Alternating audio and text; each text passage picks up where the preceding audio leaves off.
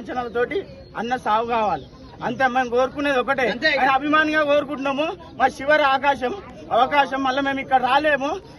ప్రభుత్వ లాంఛనాలతోటి అన్న కావాలి.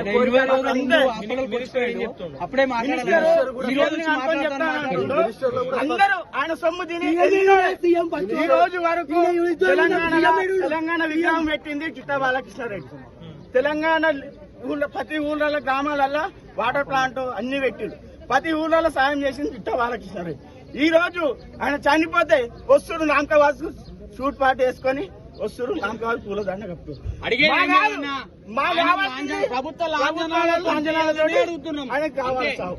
ఆయన 20 రోజుల ముందు హాస్పిటల్కి వచ్చిండు. హాస్పిటల్కి వచ్చినప్పుడు పోయి తెలంగాణ కోసం ఆస్తులన్నీ